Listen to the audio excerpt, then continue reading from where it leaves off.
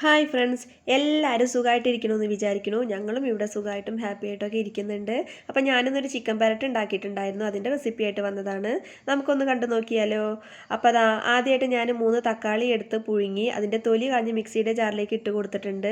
പിന്നെ പെരിഞ്ചീരകം, ഏലക്കായ, ഇഞ്ചി, വെളുത്തുള്ളി എല്ലാം കൂടെ കൂട്ടിയിട്ട് നമ്മളൊന്ന് മിക്സിയുടെ ജാറിലിട്ടിട്ട് നന്നായിട്ട് അടിച്ചെടുത്തിട്ടുണ്ട്.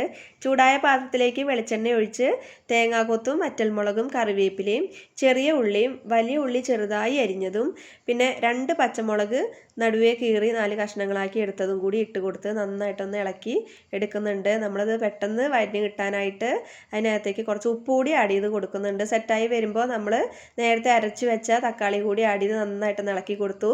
പിന്നെ അതിനകത്തേക്ക് കുറച്ച് മുളക് പൊടി, മഞ്ഞൾപ്പൊടി, പിന്നെ 4 സ്പൂൺ മല്ലിപ്പൊടി കൂടി ആഡ് ചെയ്ത് നന്നായിട്ടൊന്ന് യോജിപ്പിച്ചു. കുറച്ചുകൂടി ഉപ്പിട്ട് കൊടുത്തു നന്നായിട്ടൊന്ന് ഇളക്കി എടുക്കുന്നുണ്ട്. അപ്പോൾ മസാല സെറ്റായിട്ട് വന്ന സമയത്ത് നമ്മൾ എടുത്തു വെച്ച ചിക്കൻ ആഡ് ചെയ്ത് നന്നായിട്ടൊന്ന് ഇളക്കി കൊടുത്തു യോജിപ്പിച്ചതിന് ശേഷം വേവാനായിട്ട് 1 ഗ്ലാസ് വെള്ളം ഒഴിച്ചു കൊടുക്കുന്നുണ്ട്.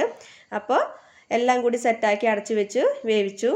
ഏകദേശം വേവായി വന്നപ്പോൾ അതിനകത്തേക്ക് 2 സ്പൂൺ കുരുമുളക് പൊടി കൂടി ആഡ് ചെയ്തൊന്ന് ഇളക്കി കൊടുത്തു നന്നായിട്ടൊന്ന് വേവിച്ചെടുത്തിട്ടുണ്ട്. ഇപ്പോൾ അതാ നമ്മുടെ ചിക്കൻ പരട്ട് ഇവിടെ ഏകദേശം സെറ്റായി വന്നിട്ടുണ്ട്. അപ്പോൾ അതിനകത്തേക്ക് നമ്മൾ മല്ലിച്ചപ്പും കറിവേപ്പിലയോട് കൂടി ഇട്ട് നന്നായിട്ടൊന്ന് പുരട്ടി ഇതാ സെറ്റ് റെഡി ആയിട്ടുണ്ട്. അപ്പോൾ ഇതാണ് നമ്മുടെ ചിക്കൻ പരട്ട്. ചപ്പാത്തിയുടെ കൂടെയും ദോശയുടെ കൂടെയും അപ്പത്തിൻ്റെ കൂടെയൊക്കെ കഴിക്കാം. വീഡിയോ ഇഷ്ടമായെങ്കിൽ ലൈക്ക് ചെയ്യാനും ഷെയർ ചെയ്യാനും സബ്സ്ക്രൈബ് ചെയ്യാനും മറക്കരുത്. അപ്പോൾ ബായ്.